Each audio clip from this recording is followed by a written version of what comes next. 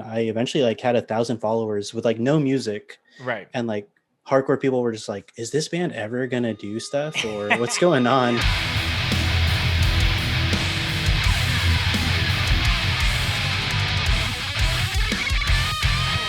My main goal is to blow up and then act like I don't know nobody.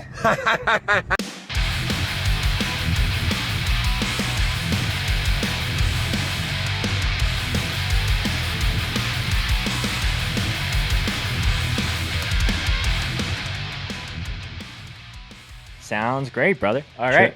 Well, Cool. thank you so much, everyone. This is the Scoped Exposure podcast. Today, we are welcoming a man who's taken it upon himself to let everyone know that if you're not from the Bay, that you're a bitch. Joseph from Tsunami, thanks for coming on, my friend. Hell yeah! Thanks for having me. Of course, man. Tsunami's been, pun intended, making waves in the last year or so, especially as the band has been starting. And, you have been kind of a key guest that I've wanted to have on the show for a long while, especially since doing my episode with Benny almost a year ago now. So I'm excited that we're finally, coming together and rocking for a little bit. Hell yeah! I'm excited. So, for anyone that doesn't know you, can you just tell me what you do in the band and, how long you guys have been going for? Yeah, my name. So yeah, my name is Joseph. I sing in Tsunami. I want to say we started off in like mid 2019, Mm-hmm. and it's kind of it. We took that obviously that COVID break, but we've been a Right. band for like 2 years now, kind of. Yeah, which is funny because you guys, I think, now have played 3 shows in the band's existence, which is it's not normal, but a lot of people had that COVID break as Yeah, you're yeah. mentioning. Well, dude, I'm really really excited. I think I don't think that there's really anyone else in the band that can kind of properly bring some of the history lessons as far as Tsunami goes. But before we get into the music chats, we got to check some bevs. So it's tradition here for the guests to go first. So tell me what you're going to be sipping on for the show. Sick. So I'm finishing up a cup of coffee right now, but I also do have some Liquid Death, of course. Very sick. That's Yeah, awesome. I saw you got a big drop from them in the last couple days here. it's pretty stoked. They sent our drummer a few cases, and then I don't really know why, but I'm down with it. I fuck with it. Yes. Yeah, I actually had Styx, who's their VP of lifestyle marketing, on the show a while back, and his whole mantra and goal right now is just to put cans in people's hands. So like whether it's a metal band or a hardcore band or me on this podcast, like he's sent me an ungodly amount of Liquid Death all at once. So got to shout out to the Liquid Death. Drink some water, stay hydrated. Hell yeah. Especially right now, I'm sure in California in the summertime, it's just absolute just insanity. It's nutty. It was like, well, the Bay Area is like weird. Like it'll be either 70 if you're in one part of the Bay, or it'll be like 100 and Oh, like really? another. Yeah, it's like, especially this year, it's pretty nuts. Mm-hmm. But you gotta cool off. Yeah. Yes. Yeah. I saw when I was perusing through some of your Instagram, I was like, Joseph is a big fan of swimming. And I was like, well, that's probably why, because he lives in California. He's like, I just Yeah. need to be submerged in like a cool kind of water for those things. Oh yeah. Oh yeah. So I'm going to be drinking one of our Bev sponsors. So we're sponsored by a brewery here in Calgary called New Level, and this is their. They also make non-alcoholic craft sodas. So this is their mocktail mule kicker. So it's like ginger, mint, and lime. So it's a nice, refreshing. It's my go-to because they only do 2 of those sodas. But Hell yeah. it's funny because I had a Liquid Death. Sometimes when I don't have my supply coming from Sticks, sometimes I'll just hit a grocery store and just clear them out, and then I'll just grind through them over the next couple of days. Hell yeah.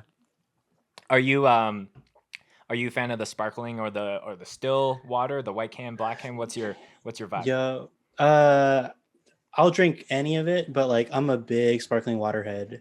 Okay. Yeah. Like my fridge right now, there's no food. It's just literally stocked with different flavors of sparkling water. Okay, let's go. Do you got a go-to brand that's not Liquid Death or like a certain flavor of sparkling water that you mad fuck with? Their polar orange vanilla is Okay. my go-to.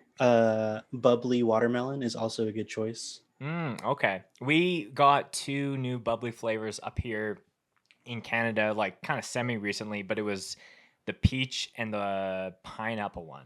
But I don't think I've ever tried the watermelon one. And anyone who's listened to a lot of this show knows that I kind of shit on bubbly a lot because I feel like there's lots of other great sparkling water brands, but some Yeah, people yeah. only drink bubbly. So I'll have to try that out if I get the opportunity.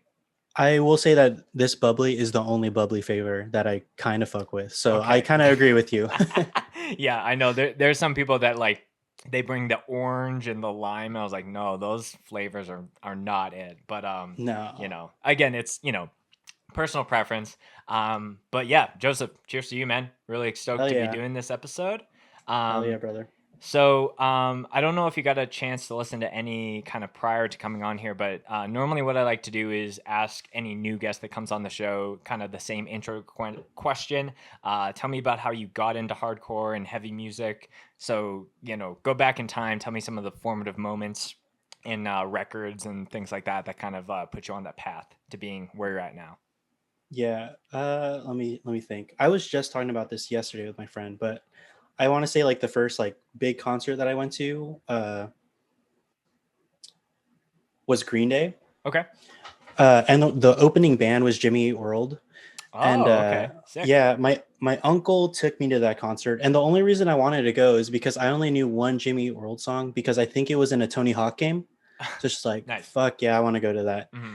And then after that, I saw Green Day, was like blown away. And then kind of deep dived into that, got into like, like entry level punk and stuff like that.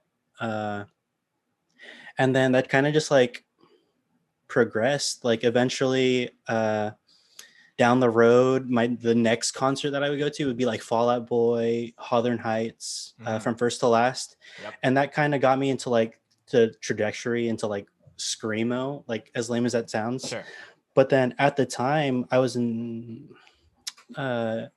junior high. So at that time I was like heavily into MySpace. And then they had like this top 100 section and you could go through like different genres. So I literally went on screamo. And then I found like top 60 or something stupid like that. I saw this band called The Subtle Way, and they were from my hometown in Fremont, California. So it's like, sick. I'm just going to go to this local show, see how it is. And then after that, I went to their show, and it was basically just like metalcore, like kind of deathcore type style stuff. But I was pretty hooked on that. Like, I want to say I went to my first show like in 6th grade. And then after that show, I just kept going nonstop. Every weekend that I could, I was down for it. Yeah. And in that first show that you went to, was that like all by yourself? You didn't go with friends. You were just like, you were in that individual pursuit to discover that. Yeah, it was just all me. I took my cousin, but she had like no interest at all of going. So she had a horrible time, but you had a great time. Yeah, I had a great time. That's so funny. Yeah. It's so telling sometimes with some of people's first entry points where they'll either get obsessed with it and you're like, this is the space that I want to be in. And some people are like, I don't understand this. I probably won't come back to one of these ever again. Yeah. Yeah. Were you kind of utilizing, going to the show with your cousin because she was driving and you couldn't yet? Or was it just like, maybe she'll like it too, but then she didn't? Yeah, kind of that. It was like kind of like hopefully they'll like it. But they went to like multiple shows. Like I want to say they went to that one, and then like after like a year or two of like going to shows, they would still come with me. And then the last show that they went on with me was actually, it's a funny story. We got in the back of a U-Haul with like some band from our town. Oh, okay. And we got in the back of a U-Haul. There was like seriously like 15 people in the back of a U-Haul just drinking beers. And then me and my cousin were straight edge, and my cousin hated it. But we drove in the back of a U-Haul, drove all the way to San Jose, and we saw like hoods fight everyone. It was a ridiculous, violent show. And then after that, I was still hooked. But my cousin, after that show, was like, no more. That was it. And that must be one of those U-Hauls that's like it's just like a van. It's not like a moving van. Oh, okay. No, it was, it was like, okay. The box truck. Yeah. And like, how were people just bouncing around like just like bouncy balls in the back of a truck, or like how was that? Pretty much, I remember it was just being a bumpy ride. It was like, it honestly, if I had to do that as an adult, I would not go to shows. Yeah, you're like a little. I think that there's a level of like it's totally fine because like nothing bad will happen to me when you're that young. But then as you go older, Yeah, you're like, that sounds a little sus. Maybe I shouldn't do that. yeah. Yeah, exactly. But Yeah. it was good. It's a good story to have. Yeah, yeah, definitely. So, obviously Tsunami is the band that, you're getting a lot more like, oh, like it's so cool that you're playing in this band, but like I was going back and I saw that you were playing guitar in some other projects. So tell me about like kind of the first instances of how, because I think everyone like goes to a show and they witness it and then they realize, oh, I can do that, and then they take it upon themselves to try that out. So how did that translate for you? Yeah, so when I first started going to shows, like I said, it was like metalcore shows. Then it Mhm. like kind of evolved into like beatdown shows and like uh, just the heavy side of hardcore. Mhm. Uh, then I honestly I was just a showgoer for so many years, and then my friends started a band called Arrows, uh, and they're like, "Oh, we kind of need a bass player. Do you want to play?" And I literally never picked up a bass before, Right. but I mean, turns out that hardcore is pretty fucking easy to play. So uh, I played bass for that, and then after that, like we just keep playing like local shows, and then we would eventually like play with like the same bands and form like friendships with other bands, Mhm. and that kind of like got me into like knowing who like Elliot and Cole from like Gulch were, and then down the road I would be in bands with them. Uh, I would play in this band called Bad Times Crew, which is like Hands of God now, and then Oh, I play okay. in a band Mhm. called True Hearted, which is like Gulch now. And then eventually that just evolved into like 10 other bands. And Mhm. now there's the bands that you know. Yes, yeah. Yeah. Yeah, obviously if you're like a loco to like the Bay Area, I'm sure you're hearing some of those names. You're like, oh yeah, I've been to those shows, but like, when you're on the outside and you're only seeing that surface level of like the current projects, you don't know of the things down the line that, what was the side projects or the bands that started Hands of God or Gulch or Tsunami. So that, yeah, that's really, Yeah. really interesting. Yeah. It's sick. But now currently I play like active bands, I'd say. I play guitar in a straight edge band called Feel the Flames. Oh, you're playing in Uh Field of Flames. That's sick. I yeah, love yeah. that EP that you guys just put out. Hell yeah, thank you. Yeah. I play in that. I play bass in this band called Spinebreaker, which is like a death metal project Yes. with like the Gulch guys. Mhm. Uh, and I play in like uh, this band called Big Boy from San Jose. Okay. And then I think that's like the only active bands. Yeah, so Tsunami keeps you pretty busy, sounds like, but you're obviously having your hands full in other projects. I think when Cole from Gold came on the podcast, he mentioned Spinebreakers, that band that like is not like officially like broken up, but it's just like when we want to pick it up and do some more stuff and release music, we'll do that eventually. But it's not like the top thing on the docket to do.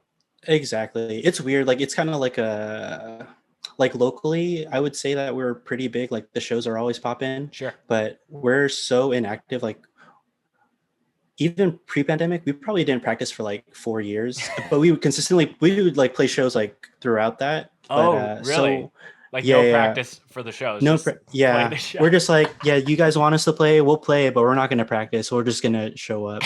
And that's kind of how it's been for like, yeah, like the past 5 years or something. Yeah. Well, props to you guys for at least like giving that disclaimer to the, the venue or promoters and being like, we'll play, but like don't expect it to be anything. It could be really sick or it could be really bad or somewhere in the Exactly. middle. Yeah. Yeah. So you've been active, it seems, for like a number of years. So tell me about like the origin of like the idea of Tsunami, because Benny, when he came on the podcast, alluded to different things where I think it was like Dirt was like messaging him like, hey, we actually need a drummer for this, project. I don't know how serious it's going to be, but and then that has, expanded, and we'll talk about some of those things, but take me to like the very start as far as the initial idea. Yeah. So the very start, let's see. Well, I'll just say, so it's me, Ben is the drummer, Dirt is the guitar player, and Theo is our bass player. And then I met Theo from shows maybe like 15 years ago now, like pretty much half my life. Wow. And when I first started hanging out with him, like seriously, the first like I remember 15 years ago, he's like, "Yo, I really want to start this really like heavy beatdown band, and I want to call it Tsunami with a S." This was 15 years ago, Right. and then so that's all. He's always like said that to his friends, and then like for some reason, obviously skip a few like a decade, Hands of God starts like popping off a little bit, and then we're all friends. Dirt wants to do like a heavier band with like he wants to be like the sole writer for all the riffs and stuff like that. He's like, let's do a beatdown band. Do you want to sing in it? And I'm like, hell yeah, let's get Theo because he likes ignorant ass music. And we'll use his name Tsunami, which he's been wanting to do for like 15 years. Okay. So we all had dinner one time. We kind of discussed that we want to do that. And then that was kind of it. Like we knew who the members were going to be besides Ben at the time.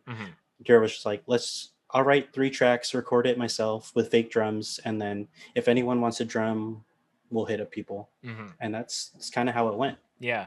Yeah. So there seems to be, it wasn't just like we wanted to start this band. It was like a long time of Theo essentially having this name that was spelled different. I keep forgetting. I think you guys are such a prominent band in the hardcore space and maybe in my life where I'm like, oh yeah, I forgot that Tsunami is spelled like TS, not just S.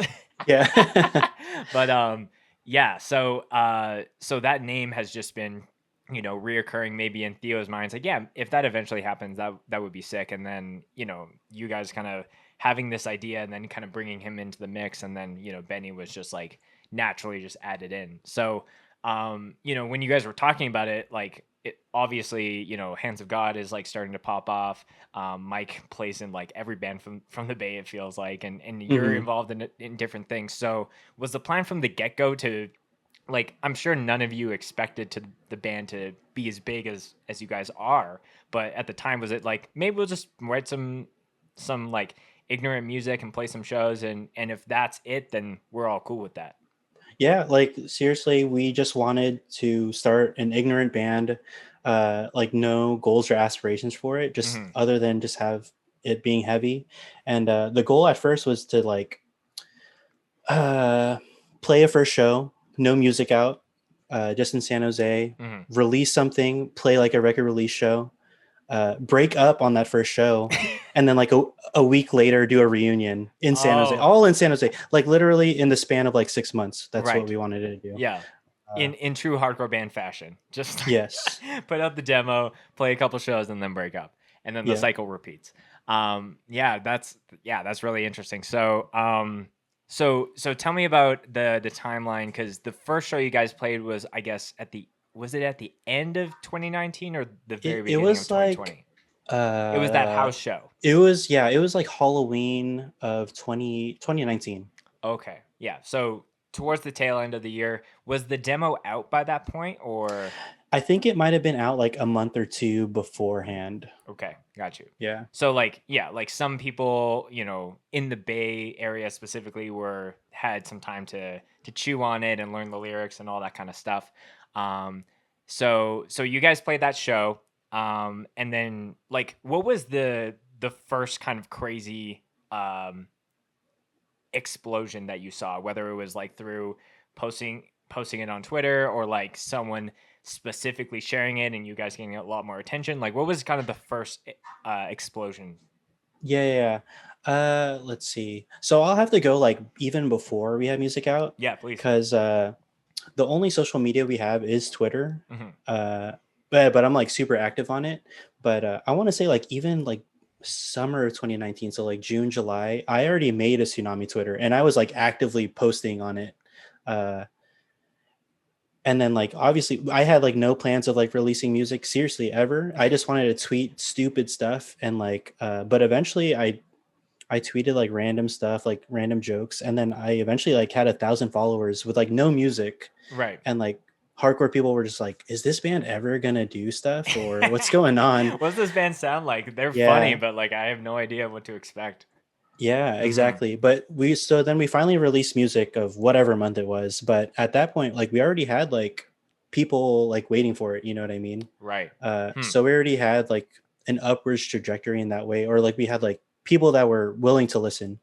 Okay. And then after that, I think right after that we had Axe to Grind like preview or have like a listening party of our songs. Oh, I see. Uh, Okay, got you. and then like you could tell like after that we had like from like, I hate saying numbers, but we had like 1,000 monthly listeners at that point.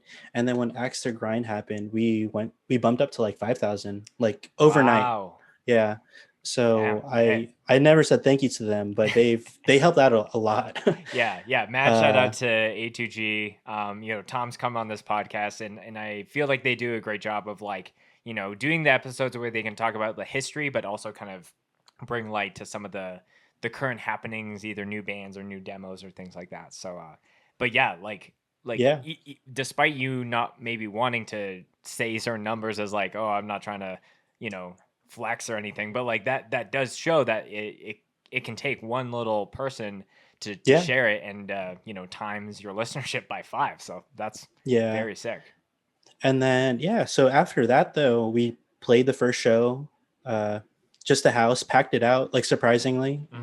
And then like obviously the night of, people posted like clips on Twitter and on YouTube of us playing, and it kind of went viral. Like literally after that show, Sound and Fury hit us up like a week after. They're like, Right. yo, I guess because it looks sick. They're just like, yeah, we want you guys to play. Because I think they knew that we had members of Gulch and like Hands of God. So like it just made sense. Like if they're going to play, just like, you'll play. Oh, this band is having a viral moment, let's try and piggyback on. Yeah, It's like, yeah. okay, there's some sauce here. And Yeah. got you. And yeah, because I remember, I think the very first thing that I saw from you guys is like you essentially saying the famous Tsunami line, like, if you're not from the Bay, you're a bitch. And I think that was the thing that was just so just so not like, you've never heard or seen another band do something like that before. So like for when you were playing that show, like, was that just like something where you would just like love San Jose or the Bay and you just said that like super impromptu, or is that like, I'm going to say this during this band set and it's going to like, obviously, probably couldn't have planned that. It's more just serendipitous that it happened that way. Yeah, it kind of just happened that way. I definitely came to the show knowing that I was going to say that, but I thought of it like literally on the drive there. Right. Yeah. Yeah. And maybe, we can, I want to talk about some of the other stuff that Tsunami has been doing, but maybe we can just dive into that a little bit more, just about like, San Jose is really like hot right now. Not just because it's the summertime, but just because so many great bands are being like worldly recognized. And California has been this thing where I've learned where like, if you're from Orange County or LA or like the southern part, it's like, yeah, like a lot of hardcore was like, born there, but like the northern parts or like the Bay kind of got overlooked or underappreciated at times. And now it feels like it hasn't flipped, but like you guys have definitely, rose to that same level that, bands that are coming out of LA or some of those areas as well. So has that just been years of work that a lot of the local homies have just been pouring in to make it sick and, make good bands? Or has, someone added something into the water where someone, drinks some tap water and then they write the sickest demo known to man? I really don't know what it is. It's just like time and place, because it's definitely true. Like I've always thought like being from California, like LA had all the shine. And then like their friend groups, whatever they did, like it always popped off. But I think like after going to shows so many years and like forming friendships from just not people from San Jose, but from people down south, we finally got the little push for people to like hype us up a little bit. But honestly, like as sad as it is to say, I don't think that any of my friends have made as good of music as they do now. So Gotcha. like, yeah, I've been in bands like Spinebreaker, True Hearted and stuff like that. They were sick locally, but they're not as sick looking back at it now. Yeah, I do think that there is something to be said of I'm on probably my sixth or seventh, maybe even eighth band that I've been like very active as far as like writing the music and different things like that. And there's definitely been different, genres that has covered, but I do think every band that you do constantly gets better and better. And Yeah, you then do get better. and then over time it's like, there's one certain like release that you do that actually gets like the attention of more than just your circle of friends, if that makes sense. Exactly. And that's not even just like a musical thing too. Like even if you go to like the business side of music, like that's something that you just learn over time. Like you just get better and better at. Hmm. Yeah. Uh, As far as like, oh, we're not going to print 100 T-shirts and then we sell 10 at a show and then we have 90 sitting in a box. Like, exactly. learning some of those things is key. And even just on like on a scene aspect, I think more people are. It's a weird balance where like if you see new kids who are starting their first band at a show, that's exciting for me to see on a local level. On like if I go to a fest that I'm filming, like people are like, yeah, this is their first band. They're like 15, 16, 17 years old.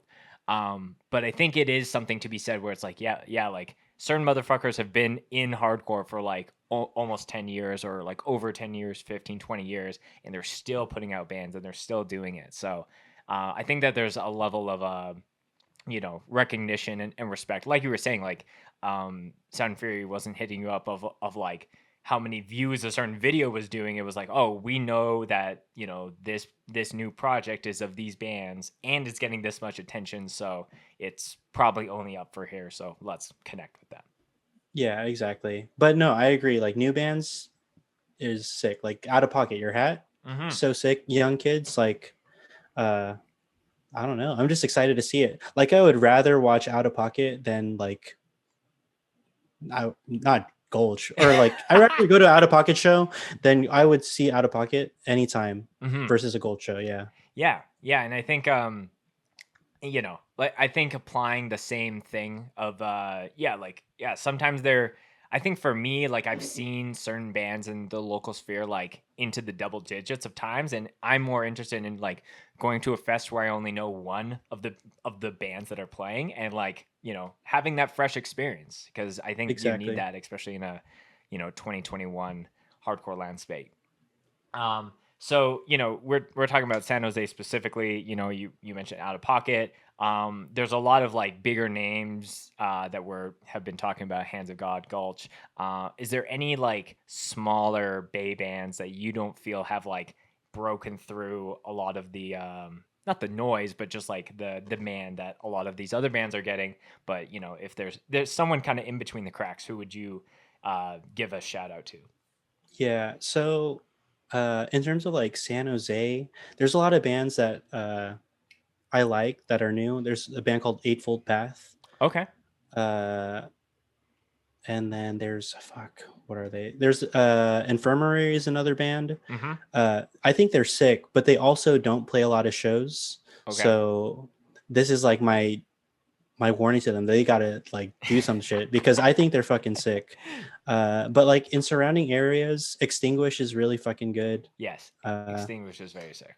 yeah, I like them. There's this band called Urban Sprawl from the city that are on Rev. Oh, Uh, okay.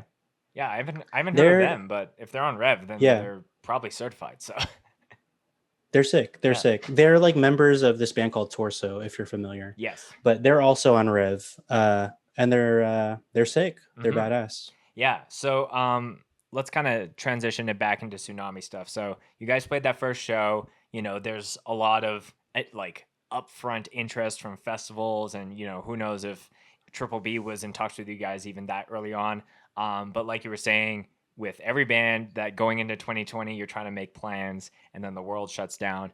So in the midst of that, you guys did that like second EP. But being in such a weird climate where, like you said, you had zero expectations, and then like everything felt like gravy at that point because it's like so much opportunity and attention coming. But then in such a weird time of the pandemic, how did you guys essentially navigate of like continue? You're like, are we going to continue to write music or should we hold off? Like, where was the thought process going into that? Dude, it was kind of weird because I'm still in like this mindset of like I don't really want to do Tsunami like hella crazy. Uh, Right. but so it's kind of this balance of like putting out music, but also like trying to sustain the hype as long as I can without actually doing stuff. Mm, But after our first show, we were kind of like, I don't know if it should just be like the three shows. Maybe we should like do a little bit more. But I'm not. right. I don't. But yeah, I don't think we really care too much. But we did the EP.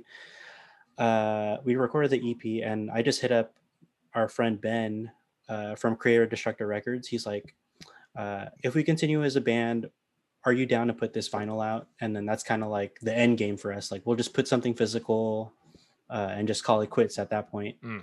But then after that, like the hype just kept growing. It was weird. So we're just like, all right, fuck it, we'll continue. And then we'd always joke around on the internet, just be like, oh, we're gonna do like a 20-song LP. And then after that, Triple B like commented back and he's like, yo, I'm fucking down. So I just hit him up. I'm like, are you fucking serious? And then he was like, yeah. So we're like, all right, we've got to write the LP. And then, but I told him we're going to do a split with Gulch first. And then he's like, oh, fuck. Well, I'm down to put that out if you want to do it. And that's just kind of how it is. Yeah. Yeah. It kind of sounds like Tsunami is this Frankenstein monster that you were like almost like tinkering with for fun, and you're like the mad scientist, and now it's just become a beast of its own. And you're like, how do I like steer the ship how I want it to be, but it's also like, you know, growing itself and all these kind of things. But yeah, because we're jumping around as far as the timelines here, but I Yeah. think I saw it was Sierra from No Right had like some video where I guess in the third show you were like, I don't know if we're gonna be a touring band, like I don't know if we're gonna tour, and then her face just like dropped as like she was like so disappointed or just like shocked that a band of that caliber. So I don't know if that's maybe something you want to like have you guys like decide as a band that you won't do that, or is that just like we don't know if we will? Because like you were saying, riding the hype and the interest is that kind of constant. It's there's some navigation to be had there, because it's very easy to say, oh, we have all this hype, let's just go on tour forever, because there's like tons of work and like laborious, like taking time off to doing that. So I think you guys have played your cards right. But yeah, where do you guys fall in line when it comes to like, is Tsunami a touring band or not? Yeah. So like during the pandemic, me and Mike Dirt were like, the whole time we're like, fuck, once shows are happening, we're going to tour nonstop. We'll buy a van and everything. Yeah. But honestly, the first show back, the second show, the one with Gulch and Drain and stuff like that, our set was so ridiculous. And the amount of people that were there after the set, me and Dirt were like, honestly, like, uh, we're not going to beat this ever. Uh, so touring literally does not matter to me because that's kind of like what we wanted to do in the first place anyway. Like we just wanted to play San Jose. And then obviously we have people want us to see us like from all over the world now.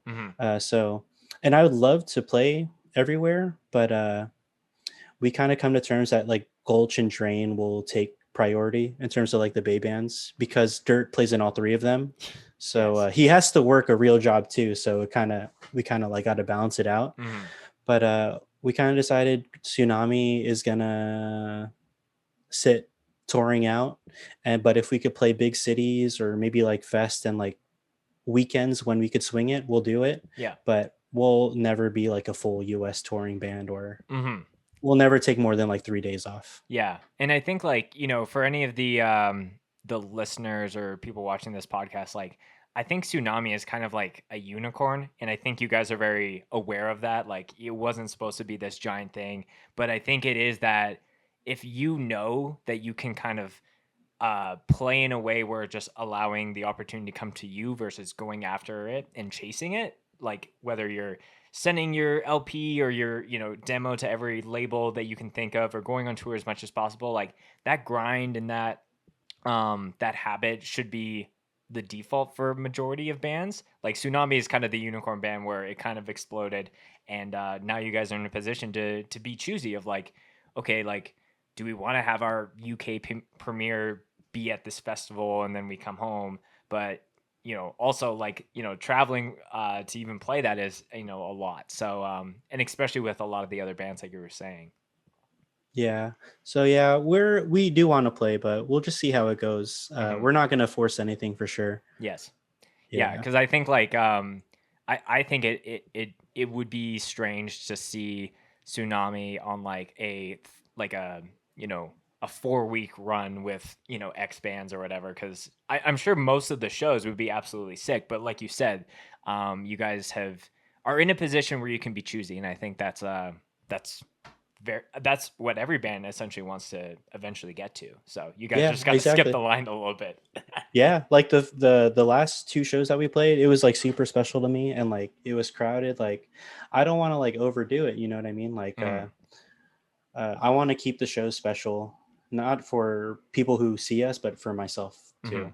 Yeah. So speaking of people that you come to see you, I think, when I'm looking historically at a lot of the other, bands that have like really brought in new waves of kids, I think it's fair to say that Tsunami is like one of those current bands that is like bringing new kids into hardcore. And like I think when I was watching that, I guess like the second show, like the 2,000 person show in the Bay, like a lot of people were raising their hand when it was not even just your set, but like either Drain or Scowl is like, oh, whose first show is this? And like a lot of people are now getting into hardcore post pandemic, which is really, really exciting. So is that just like again, something that you couldn't have never even fathomed just wanting to start a really ignorant band, but like,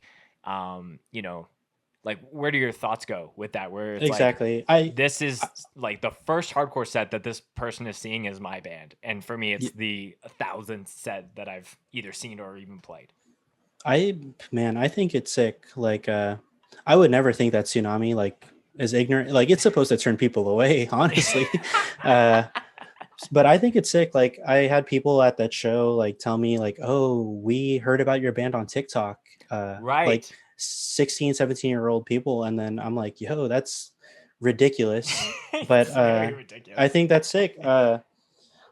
Yeah, people were like saying like, I don't know, just crazy shit like uh coming up to me and just saying hi, and I think it's just weird that they actually like that is their first show. Hmm. And I don't know, it's like memorable for me, obviously, but also memorable for them. That's just pretty fucking wild. Yeah. Uh, Yeah. As weird as it sounds, like TikTok has been putting people into hardcore. So I don't really like, for me, it doesn't really matter the method or, the roadmap of how they got into the space. The fact that they got here is very, very cool in and out of itself. But yeah, it's pretty wild seeing the bands that are putting people onto the bands that are bringing in new kids and just like the stylistic choices, because I think the last beatdown-esque band that was kind of having this much of an impact for bringing in new kids was like Knocked Loose before they kind of had become like a full-on full-time kind of band. So it seems like kind of Tsunami was like the next chapter of that. So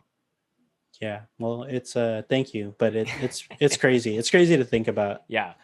So I know that Tsunami likes to, well, it's not even just Tsunami, but I think a memorable moment just before the pandemic hit was Hands of God uh, doing a cover of Tsunami Style at LDB Fest. And then when you guys played your second show not too long ago, you covered a Hands of God song. So is there just this like, because you share members, you also share songs kind of agreement in the behind the scenes, or where were the talks for some of that of like, yo, we should open with this, or like you're getting a text while you're, or I don't know if you went to LDB Fest last year. I So the lore behind that is Tsunami was actually supposed to play LDB a pre-show.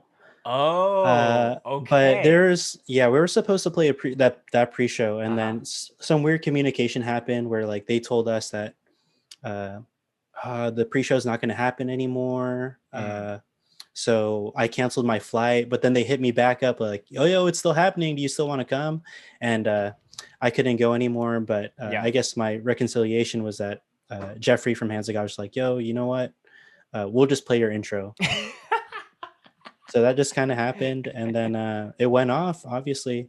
But then in terms of us playing the Hands of God song, uh, in my head, I brought it up to the band because everyone's in Hands of God, so they already knew the Right. song. So I was just like, it just makes sense. And then we're playing like this Bay show without Hands of God, like one of Mm-hmm. the bigger Bay bands. It's just like you have to do it. Yes. Yeah. No, I love the trading of cards there. So, um, for the LDB set, was that, I guess, like, were you, because I think that was just something that Hands of God just tweeted the waves, and everyone's like, wait, what's happening? So was that Yeah, just like a yeah. we're at the fest, let's do this kind of thing, or was it like kind of in the midst of like all the miscommunication with your flights and whatnot?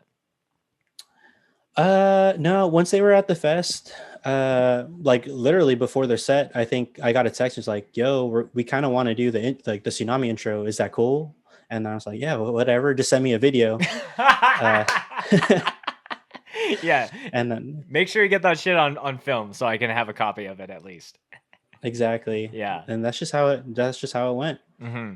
Yeah, I love, the nod to some of those things, whether, the bands share members, and it's like, well, everyone already knows it. So you guys just, I think Benny had mentioned that because, some, like, he plays in so many bands that I think on his podcast, I was like, do you sometimes just like forget, like, you go into a blast, but then it's supposed to be in this other band? He's like, oh yeah, me and Dirt play like, all these different bands that we're a part of at like different practices. So, I love that there's just that, again, the lore of, some of the behind the scenes that you shared, but also just like you said, like Hands of God is like a staple Bay band. They were coming up and playing Calgary like long before Gulch, Tsunami were even on people's Yeah, radar. yeah, So yeah, for sure. I hope that band can do some more things in the future, because I think there's been this just this time without Hands of God that I think a lot of people that love that band have felt. Trust. I think everyone in San Jose bugs them all to play. Yeah, I think I had reached out to multiple members of that band, not only just for Hands of God stuff, but yeah, I think it's one of those things where, yeah, hopefully something happens in the next little while. So, um, I know at that second show, you had a number of Drain and Gulch homies all wearing the Tsunami security shirts as well. So it got me thinking, like, what does it mean to actually do security for Tsunami? So I thought it'd be funny if Tsunami got to a point where you actually needed a security detail. Like, how would you outfit your crew if you need to go, to the grocery store and you need to have a crew with you to protect you? And that could be people in or outside of the hardcore world. So, pickings on whoever you want. Fantasy draft. Whoever, oh, like who would the members be? Yeah, who would you All want right. in like all black, just roughing up someone if they were getting a little too Oh, close? oh, this is easy. Easy. Okay. Literally anyone in the Fast and Furious. Oh, let's go. Yeah, literally anyone in that world. Yes. Let's John Wick, Keanu Reeves. I put him in there too. Let's think. Honestly, that's kind of it, really. Like The So Rock and Jason Statham. That's all I need. yeah, and I guess John Cena is also in that world too with the new movie that's Oh, coming oh, out. yeah, So yeah, yeah, exactly. he gets grandfathered in as well. And just for extra security, you have John Wick in the mix. Oh yeah, oh yeah. I don't know. I'm trying to remember what movie that is. There's a movie on Netflix where Keanu Reeves plays himself, and he is just like, they're at like some tapas place, and it's like he's just like this really wild character. I'm trying to remember what that movie is called. I think it's called Always Be My Maybe, and it's like some kind of rom-com kind of thing. And then like the girl that the main guy is after, like, accidentally falls in love with Keanu Reeves, and then he punches him like halfway throughout the movie. That's tight. Yeah. Keanu Reeves is tight. But yeah, those shirts were just like, I think because you guys did the pop up at Printhead just before. So was that just something that was in discussion, prior to the show? Like, maybe we should just make us like 10 of these and just hand them out to our friends. No, exactly. I think Well, Mike Dirt like handled. Well, I pretty much handle like all the merch and stuff like that. But Okay. Mike Dirt, it was his idea, so I'm just like, honestly, like I'm kind of stressed out from tsunami stuff. You do this, give it to whoever, and I don't really care. Right. So I think he made like 30, and he just gave it to like friends that wanted it at first that he told about, and then like honestly, like if you saw him at the beginning of the show, he would have probably just gave you one. Right. Yeah, and that's just how it happened. Yeah. Yeah. A true first come first serve kind of thing, but Exactly. give it to your friends first. You know, like you were mentioning, that you handle some of the tsunami stuff. How have you kind of like navigated again, like navigating the hype and the like knowing how many shows to play and balancing that, but also like are we just becoming this merch band and selling too much? Like how have you kind of navigated and balanced some of those things? Yeah, I don't really know. Like it's always just been kind of like DIY. So like I would like get the shirts made and like ship it out myself at Hmm. first. And I got to a point where like, yo, this is like way too many orders. Like so I either got to stop it or uh have like Printhead ship it out for me. Right. But How honestly, in terms of many like how many orders have you gotten at once? so the most shirts that we sold was just like a benefit shirt Oh, okay. that was for like the BLM protests Yes. this Hmm. last summer. Uh we sold like 600 shirts. Damn. So I was just like, yeah, that's like I don't even know. But then other than that, like I really don't know how much merch to ever print like for Tsunami. Hmm. It's either so we kind of just always done pre-orders and like whatever sells. Right. And so I have a number and it's pretty consistent right now, but it's been pretty sick. Yeah. Yeah. You have Yeah. enough information to have a bit of like stats to base the next order on. Yeah, Um, yeah, exactly. yeah, but it's so funny because like it seems like I think it was like you have your band in your Instagram bio and then the big cartel, and I went to go check it out and it was like, okay, nothing's there, and I'm just assuming everything is sold out and I'm just waiting until the next thing comes out. um Exactly. what is the thing that you're either giddy or eager to put the tsunami logo on, whether because you guys have done everything from like shirts to like water bottles to shorts. What's the one thing that you are like I like if I was in a smaller band, this would never fly, but because we're in Tsunami, it might actually work if we do it this way. I don't really know. Like, I've been like, I sometimes I just go to like, I Google like promotional items and like go through like a list of like random stupid shit Sure. that I could print my logo on. Uh, but I don't know. I was looking at like these stress balls.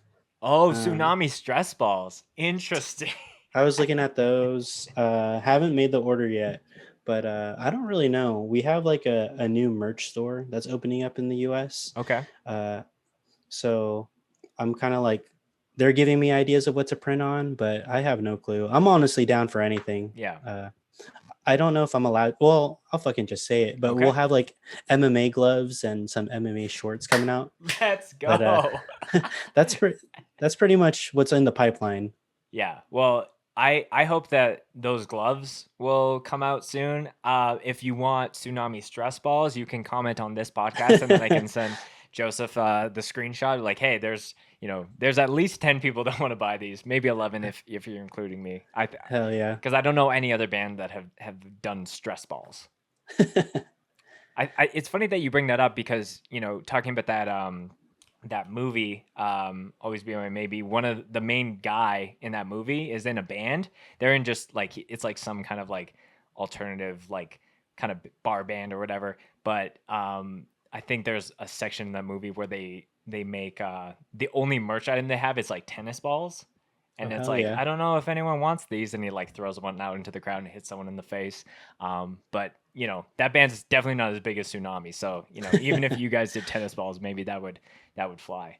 Um, what's been like the you know I guess outside of the benefit shirt, because that was people buying that for different reasons. But what's been the Mhm. one item that people have bugged you about to either reprint or like has sold the most of? What's like that one item that that would never fail if you printed it?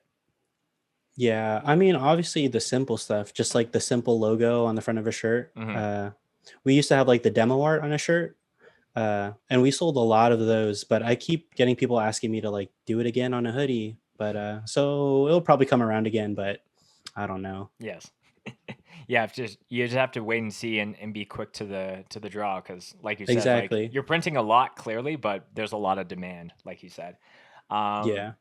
so I think we were mentioning a little bit earlier on just about the whole like thinking about saying like you're a bitch or whatever. Um, was it you guys or just the people that were like sharing the video that were like intentionally like spelling your YOUR versus YOU apostrophe RE? What's the lore behind that? No, that was just me. That was literally like my first tweet on Tsunami. Like it was like you're a bitch with wave emojis. Uh, but Spelled I don't know. YOUR, right? Oh yeah, Okay, spelled gotcha. incorrectly. But Yes. I mean, other than just being stupid, that's pretty much just what it is. Yeah. And again, like, I'm sure there's a little bit of ties to like, again, tsunami being like spelled everywhere else, TSU, blah, blah, blah, Exactly. versus, tsunami just being with an S. Um, who in the band do you think actually is the worst at spelling? Dude, honestly, it's got to be a tie with Theo and Dirt. Okay. Uh, honestly, probably Ben too, because he's like smoked out all the time. Yeah. But yeah, we'll say Theo. He Mm. probably can't spell. Yeah. So you would not send Theo to like, any like spelling bee or spelling a thon or anything like that, No, that fool's legit pretty ignorant. Yeah, that's No funny. diss. No diss. Dude, yeah. No, I think it's really funny and I think there's, hardcore like plays on that subtlety of either having like slang in song names or like, oh, instead of TO we're gonna do an actual two. But yeah, I think yeah, Hands of God has a song called Two Shots, but it's like two the number and then With a Z. shots with the Z. Yeah. That's right. Yeah. Yeah. Yeah. Do you have a favorite band that is spelled incorrectly or a favorite song that's spelled incorrectly? Dude, that's a good question. Uh Trying to think. Yeah, I'm trying to think Dude, of one I as have no well. clue. If you want to cheat and look at your Spotify or something, I will allow that. I will. I'm going to do that. That's a pretty specific question. Yeah. There's this actual dude, what? I gotta look this up. There's this band called Bastard. There's like a Japanese hardcore band. Okay. Uh they have this shirt. It's called, I think it's, hold on. It's called Controlled in the Frame. Okay. But they spell controlled wrong with like one L, and I was always into that. So CONTROLED. OLED, yes. Okay. That's incorrect, right? Yeah. Okay, yeah.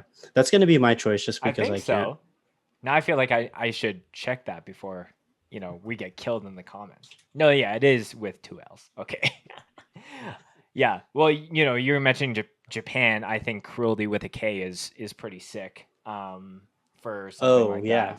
that. The only other one that I'm thinking about, I'm just like kind of going through my 2021 kind of master list.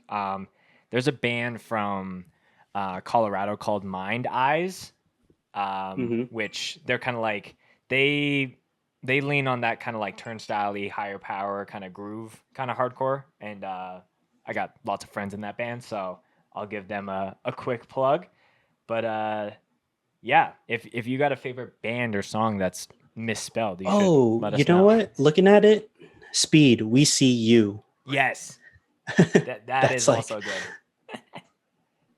They actually do a number of things like that. they 'Cause do. I think on the 2-song promo that Flatspot did, it's Devil You Know. So Yes, for that's them, correct. they don't know how to spell you. It's only one letter. True. Sure. Yeah, that band is insane. That would be if there was any band that I would like to see Tsunami like do like even just a weekend run with, it would. I think Speed would be well equated with you guys. I'd be down. I hella like that band. Mm-hmm. Yeah. What's your Did you find out about them with the whole new wave of stuff, or the single that Dude, they just put out? honestly, yeah, just the single and the video, it Hmm. was so hard that I kind of just like deep dove and listened to everything they put out, but Hmm. they're sick. Yeah, very very sick. Because unfortunately, like if you're not from like the mainland US, it's kind of hard to be put on the radar. Uh, Absolutely, totally agree. so yeah, so it's sick that they're getting their shine Yeah. because it seems like they've been a band for a while, Uh or they've been involved in hardcore for a while. Definitely been in hardcore for a while, but I know they started in the very end of 2019. So again, every band has a little bit more length to their time because of the pandemic, but yeah, it's I feel like they have that same not as big of a blow up as you guys, but like, played a handful of shows, but have really gotten a lot of attention in the last little while. So that's very good for them. Shout out to Speed. So we mentioned the first show, and then you guys did the second show, which was in that parking lot, and then you guys did one more show after, not too like Like a week after, yeah. yeah, pretty small gap of time. So like, how do you as like Joseph the person like feel different as far as like the longer gap of time between the first show and the like the first show back or the second tsunami show, like what in that long time frame where you were doing a couple band things but not playing as much, where you felt like kind of like a different person from that first show to the second one. Dude, like the man, like going into the second show before it, I was kind of like, like I've kind of gotten used to my routine. Like, like if I don't ever go back to shows, it's just it is what it is. Like I kind of like my life right now. Mm. But then, dude, going to the second show and like witnessing what I saw, I was just like, fuck, this is pretty damn sick. And Mm-hmm. it made me really miss hardcore Mm-hmm. and love hardcore even more. Mm-hmm. But I don't know. It's kind of it. Yeah. Yeah. I think a lot of people, were very honest and authentic in that way, where it's like, yeah, like I kind of shifted my life where I either was focusing on work, I started going back to school, or I started doing something in the midst of not being able to play live music. But, Yeah. being able to have a very overwhelming first show back has, I'm sure, kind of like, you know, not like challenged or just kind of shifted things again. So you're like trying to find, where the Yeah. midpoint is. Dude, because yeah, I during the pandemic, I just realized like how much of a sacrifice hardcore really is. Like, dude, like during the pandemic, this is like the most money I've ever saved for myself just from working like Right. nonstop, pretty Hmm. much. So I'm just like, fuck, dude, I would have been rich by now if I didn't go to hardcore shows and played in so many bands. Uh, Dude. but Yeah, the like sacrifice is worth it. yeah, definitely. But like you were mentioning, did you fall into that, rare pocket of people that didn't have their job be in jeopardy or be in limbo because of the pandemic? Like, were you working all the way through? No, I was super fortunate because I work in coffee and I roast coffee. Oh, okay. So like a benefit for us was just because everyone was at home, they ordered hella coffee. Right. So I Yes. I was staying busy. Where do you So roast coffee? I work at this shop called Timeless Coffee, and it's in Oakland, California. Dude, It's I just know about that place. That's super super sick. That's a pretty infamous spot. yeah, Now that yeah. I've learned a little bit more. Quick little sidebar. The podcast that I produce for work, we're having someone that runs a vegan bakery in Satan place out in Rhode Island, and he used to work at Timeless, and he said that was a very like crucial point in his kind of professional career to Oh, I kind of do know that. So exactly who you're talking about. yes, He was yeah, Rich. Is that's that Rich. right? Yeah, shout Okay, out yeah, yeah. to Born from Pain Bakery. Hell yeah. But dude, like it's weird. Like it honestly it just stems from hardcore because Hmm. everyone at that shop is like hardcore related. But Yes. dude, working there and like the connections that I made from hardcore, like working there, I started like and have joined like multiple bands and then like have met friends that I'll probably have forever. So Right. it's pretty fucking sick. Yeah. Yeah. So, again, we're jumping around, but like, you were checking a couple different bevs, but is that coffee, from Timeless? You roasted those beans, you made the coffee yourself, like you saw it full cycle, it sounds like. I did. Yeah, yeah, yeah. That's very cool. What's your coffee order? What's your go-to? If all Uh, these people are coming up to you at shows, like you're like, oh, bring me a couple coffees at least. That would be sick. exactly. That would be sick, man. But dude, right now I've roasted like this Ethiopia. It's fucking bomb. But dude, I pretty much like, as nerdy as it sounds, I'm a fucking coffee nerd, dude. Uh, so there's only like a few people in hardcore that are like super into coffee too, but we've kind of like, I know who they are, and then like there's like this weird bond between us. So Yeah, I don't know if yeah, like I've had Lumpy from Sanction on the podcast multiple times, and the first time I had him on, I'm like, I don't know if like he's been on plethora of interviews because he's in all these bigger metalcore bands, but I was like, has anyone ever talked to you about your like coffee account, like Coffee Guy 1990? Is like, actually no. And then like half of our second podcast where he came on is like we only talked about coffee, and like we did like a milk alternatives tier list and like which ones are overrated and underrated. So yeah, I think to all jokes aside, I think like coffee and like that's a huge market as far as like having that kind of job where you can go on tour and then you work at the coffee shop in between or whatever. And especially if the coffee shop, like you said, Timeless is like based in punk and hardcore, and it's got a lot of people that have been in multiple bands. It just sounds like a recipe, dude, yeah, a good recipe there. Yeah, I'm so fortunate working there. Like, I talked to the owner, like my boss. I'm like, because I got hit up to like fill in. I'm not, unfortunately, I'm not able to do it. But Dare asked me to do like their full or like their U.S. tour with Terror and Drain coming up. Oh, okay. And I asked my boss, I'm like, yo, should I do a full US? Is that chill if I take the time off? He's like, fuck yeah, you should do it. So it's cool to know that I can take off work, and then that my employers actually encourages it. And Yeah. and that would have been you playing guitar or doing vocals or. I think I would have either played guitar or bass for Dare, something like Oh, that. okay. Yeah. Yeah. That's very, very cool. But yeah, having that flexibility is like beyond sick. Like, it's like I was mentioning, I'm gonna be having Rich from BFP Bakery on literally like this next week coming up, and like now that I work for a company that people are in hardcore and got all these different connections, I'm like meeting all these people. I'm like, your record label is one of the main reasons that I got into this shit in the first place, or like you sang in this band and you had this crazy impact. So I think that is such a cool thing when you get to do something professionally that has that like hardcore not agenda under the table, but just like the you know coworkers actually understanding what like moshing and breakdowns and going to a show Yeah, actually means, not just for like sure. weird stuff at a corporate office. Exactly. What's your so you were saying you're messing with some Ethiopia coffee right now. Yep. Drink it black, I'm guessing. I do drink it black. That's like my beverage of choice, just a black coffee. If I had to get espresso, it's probably just gonna be a macchiato with oat milk Oh, okay. That's or a interesting. cappuccino. Yeah, yeah, yeah. That's fair. It's Yeah. kind of just what I go for. What's your thoughts on a dirty chai? Dude, honestly, never had chai before. I worked Oh, at okay. Starbucks for a long ass time. Mhm.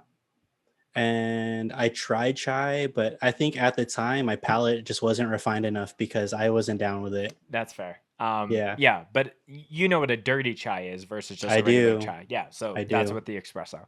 That's been like my go-to summer thing is like if I'm Hell not yeah. having a hot like black coffee in the morning, it's a dirty chai with some oat milk. I should actually I'll send it to you after our podcast, but our other bev sponsor aside from just like sodas and beers is this chai company that you can kind of see behind me. Sick. I So was they looking at that. Yeah, so they have like a dirty chai mix, so you can like you can make your espresso and then throw some of that in, and then some milk, and it's like it's chef's kiss. It's very very good. Hell yeah. So yeah, I'll link you with that. and all our coupon code and all that kind of shit. Joseph, is there anything, tsunami related that is either coming down the pipe that you can, kind of tease? I know that you guys are going to be doing, I think, one of the 3 Gods Hate shows that are going to be in October, but I don't know if there's anything else in between there that that's coming up. So yeah, the Gods Hate shows. I can't really go into detail, but we will play Bay and LA at some point again in December. Cool. October, we're also going to be somewhere on the East Coast, and then January will also be somewhere in the East Coast. So we're still doing stuff, but that's kind of, honestly, that's going to be it for what's in until January. Yeah. But like we were saying, like the fact that you guys can play around and choose, what works for the band and what doesn't. And again, like I think that if it was the other side of the coin and you guys were just going hard and going on tour all the time, like maybe the band would grow bigger than it is, but it might burn out the band way quicker because, Exactly. it's not structured that way. So I love that. Really stoked that we got to do this podcast. The last section that I always ask, for us to end on is a favorite Mosh story that my guests would like to share. So that could be anything that is like the first thing that comes to your mind, something that happened at a Tsunami show or something that happened at any other show that you've played. Whatever's the first thing to your head. Dude, it happened to me, dude. But Okay. there's this band that the Young Brothers did before. It was called Fight Everyone. Okay. It's like a straight edge band. Taylor and Colin. Yes. Yeah. Well, I don't know if Colin was in it, but Taylor, or they're for sure involved in some way. Mm-hmm. But they were one of my first shows. I saw them with hoods, and I was in the back of the room minding my own business, like walking up to see them. And dude, I just got clotheslined, and then I was out for like 2 songs, dude. Oh, and wow. then that was kind of but that was kind of it. Yeah, like it's crazy. Sometimes when you see those movies and someone's out, and then you'll see the edit of like what they saw, and it's just the timeline is like, oh, like some people I'm sure have been knocked out at fests, and then they've missed the entire day's worth of bands, and then they're like, for them it's just like bam, and then they're like, it's 8 p.m. or whatever. Dude, I have a hella good story. Oh yeah, please. So yeah, the first Tsunami show, because Elliot from Gulch, he does like a guest part in one of our songs on our demo. He says like this ain't gangland, bitch, fuck around and find out. Like that's him who said, okay. Yeah, that's him who says it. So he did that at the first show that we did in the small house. And dude, shortly after he did that part, someone hit him so fucking hard that people saw him outside of the venue, like after we played, and he was just like, fuck, man, I miss Tsunami. Dude, he fucking forgot about the whole set. Dude, that is crazy. Just hit so hard, his mind went back in time, but his body Dude, it went back in time. Dude, it was nutty. That is so crazy. And that the power that someone can wield within their fist to like knock someone's like soul like back 30 minutes, and their body is still in the same place. That's beyond funny. So if that was you, shout out, you got some mad swing. But Joseph, this has been really fun. I'm glad that we got to pull the veil back on a couple Tsunami lore things, but I'm really excited to I think the overall net thing that I'm really happy to see is and this is coming from someone who's been in like lots of underground and underappreciated scenes, and it's cool to see a band like you guys and some of the others that you're surrounded by, that it only takes one to like really explode a scene and have those 2,000 people shows that you guys have been able to have. So that if that's not inspiring to anyone who's maybe in a smaller scene, I don't know what is. But yeah, I really appreciate you making some time. If there's anything you want to shout out, plug, or send the people off with before we wrap up the show, the floor is yours. Well, thanks for having me. But yeah, other than no shout outs, honestly, just listen to Extinguish more, everyone, please. And that's really it. That's yeah. There's a bunch of Bay bands that we got to talk about on the show. Shout out to Out of Pocket, obviously, and yeah, thanks for coming on, man. This has been a blast. Yeah, sick. Thank you.